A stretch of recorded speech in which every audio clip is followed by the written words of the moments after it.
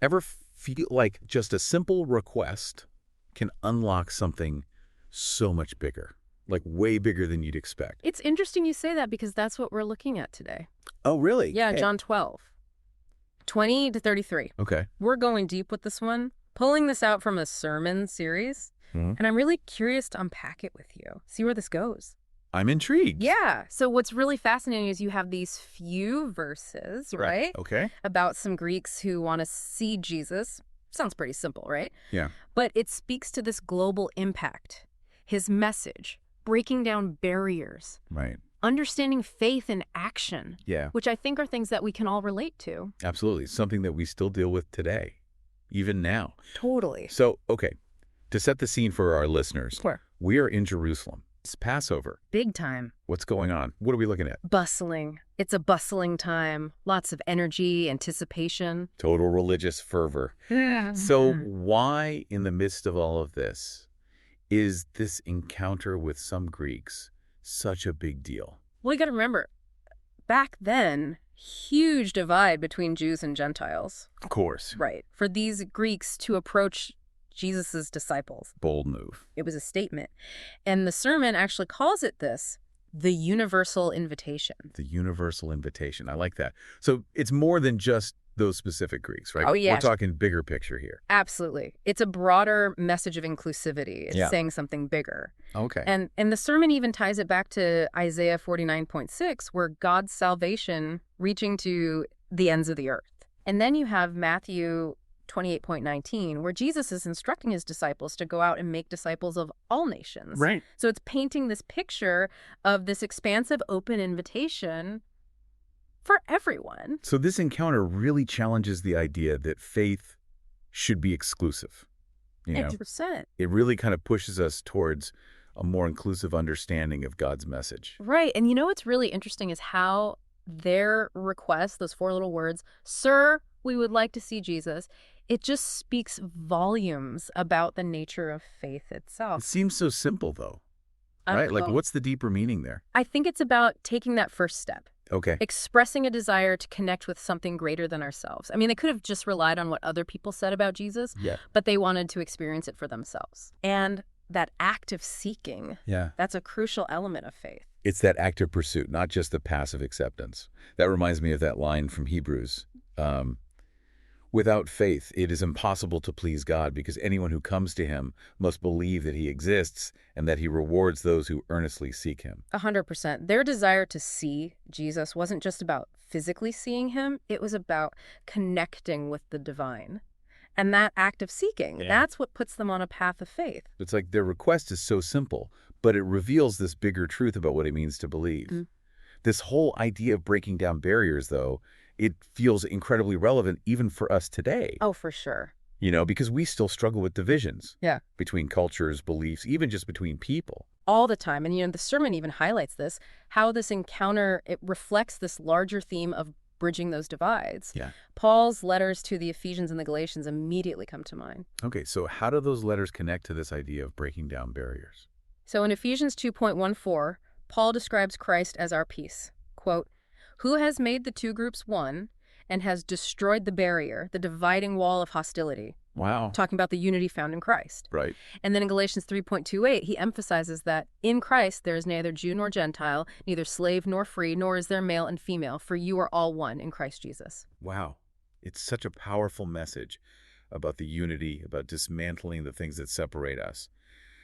But how does this encounter with the Greeks, this universal invitation, like the sermon calls it, how does that fit into the bigger picture of Jesus's journey?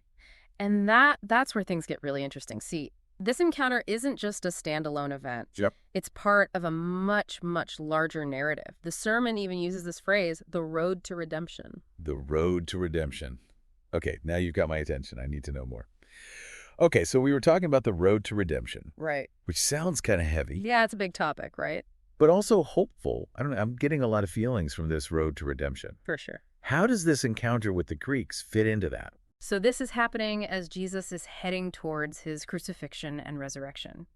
And this encounter, kind of foreshadowing the global impact of his message, how those barriers that we were talking about before ultimately broken down. It's a glimpse, really, into this idea that redemption, this new life, is meant for everyone. That makes sense. It's interesting, though, because they just ask to see Jesus. Right. Like, they don't come out and say, we want redemption or anything like that. But right, and that's what's so profound about it. Their simple desire, it's like this reflection of this universal longing, like the search for something more. And the sermon actually points this out, this seeking. It's often that very first step on the road to faith. So it's not about having it all figured out. It's just that openness to the possibility. Yeah, just that willingness. The willingness to say, I want to understand. Exactly. And that ties right back to that idea of faith as an active pursuit. We're not meant to just passively accept things. We're supposed to be actively seeking and learning and deepening our understanding.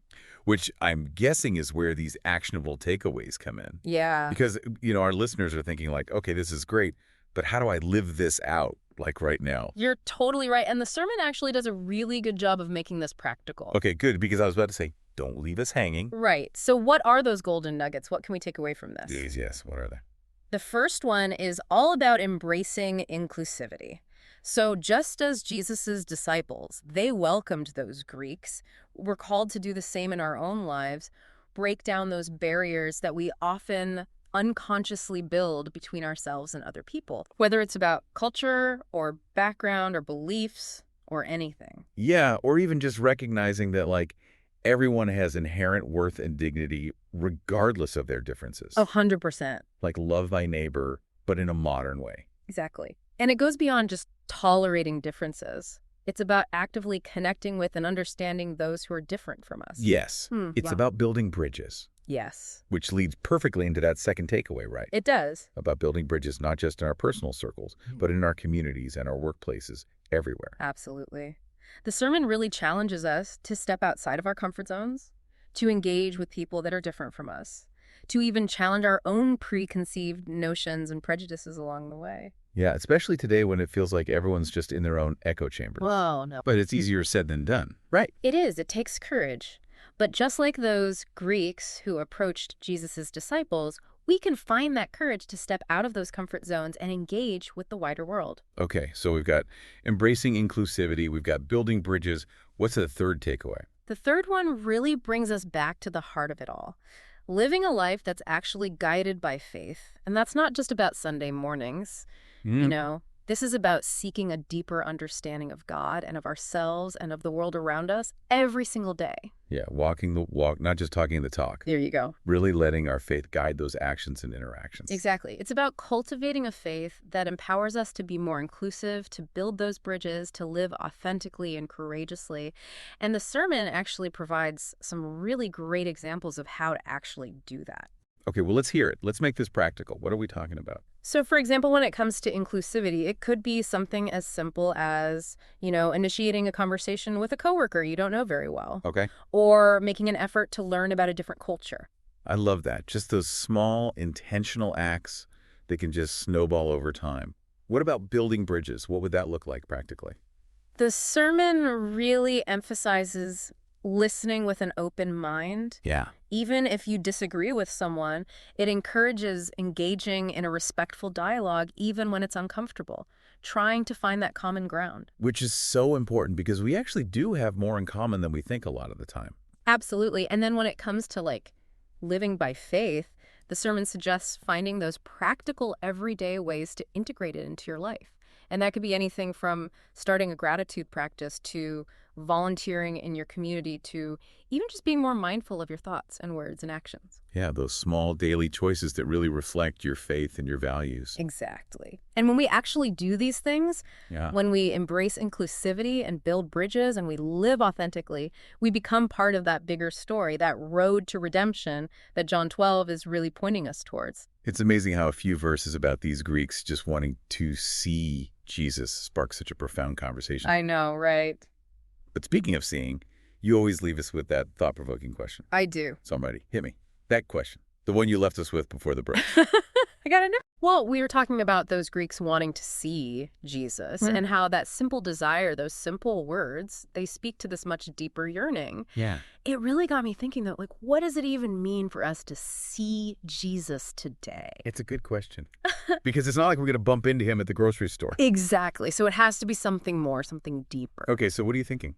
I think it's about recognizing his presence, but in the world around us. Okay. Seeing him in the faces of other people, Yeah. especially those who are marginalized or forgotten.